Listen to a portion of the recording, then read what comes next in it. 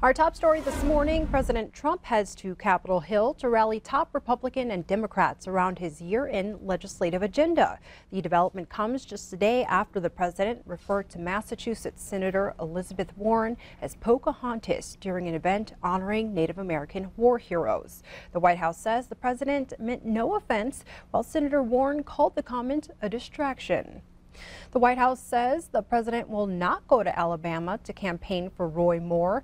The embattled Alabama Senate candidate held a campaign rally Monday where he once again denied ever preying on young women and teenagers. Yesterday, Democratic Senator Al Franken issued a public apology for groping multiple women in the past. Meanwhile, the Senate tax reform plan could head to a vote as soon as this Thursday. But as it stands right now, Montana Senator Steve Daines could be among those voting against the measure. Daines, a Republican, posted on Twitter Monday about a conversation he had this weekend with President Trump. Daines said the two worked through concerns about the bill, but still Bloomberg Politics reports a Daines staffer confirms he will vote the measure down in its current form. Daines reportedly believes the tax cuts do not benefit Main Street businesses. In a statement, Daines says he does not want large corporations to gain the competitive edge over smaller businesses. If Daines votes no, he would join two other Republican senators. It will take only 3 Republican no votes to kill the bill. And meanwhile, Democratic Senator Jon Tester is still a no on the bill. He says, quote, "The Senate bill as currently drafted saddles our kids and grandkids with more crushing debt by adding a nearly $1.5 trillion to the deficit. And it raises taxes on Montana families, forces cuts to Medicare, and benefits wealthy out-of-staters at the expense of hard-working Montanans." Elsewhere, Montana Congressman Greg Gianforte and his staff are facing a cease and desist by the reporter he assaulted last May. The attorney for reporter Ben Jacobs of The Guardian has sent a letter to Gianforte demanding he and his staff cease and desist from the use of any further false and defamatory statements concerning the congressman's assault of Jacobs. Earlier this month, when Gallatin County released its records of the assault, the investigator stated that Gianforte initially tried to mislead authorities about the nature of the incident. In response, Gianforte spokesman Travis Hall issued a statement saying that no one was misled. But Guardian attorney Jeffrey Genth says Hall's statement contradicts a letter from Gianforte that specifically says Jacobs did not initiate any physical contact.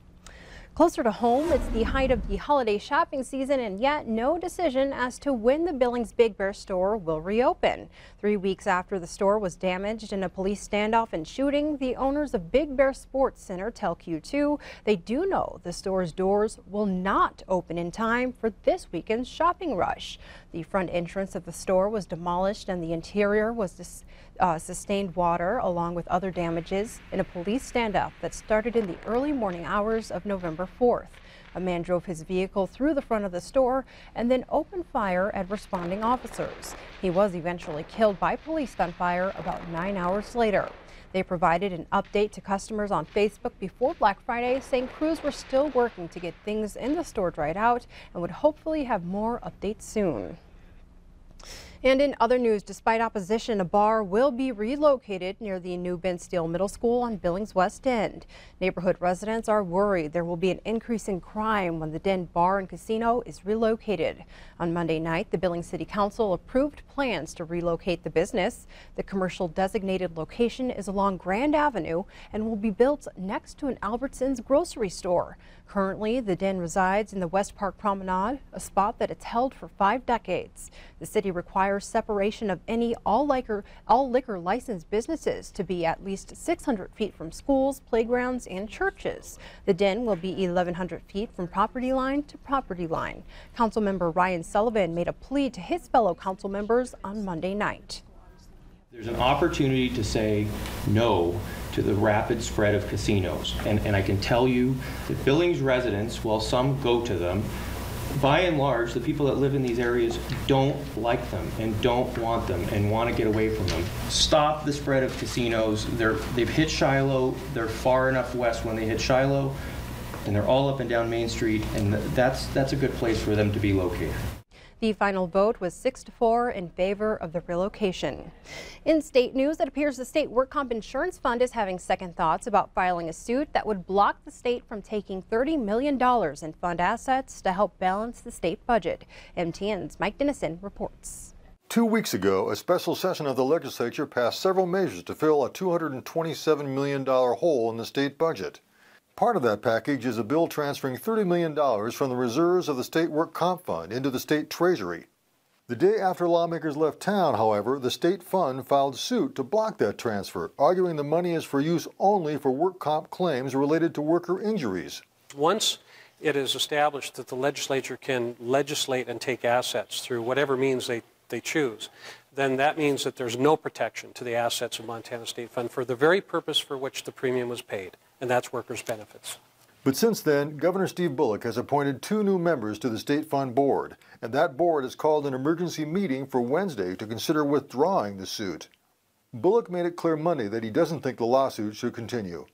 I don't know that it's the most productive way when the legislature's passed this for the state fund to be suing the state of Montana.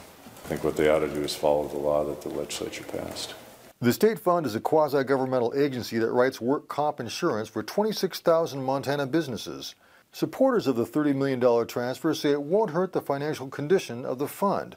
But state fund customers like State Representative Greg Hertz of Polson say the fund board should hold fast and not withdraw the lawsuit. If we're going to take $30 million out of Montana State Fund, what happens if we have some catastrophic event or the stock market has a major correction?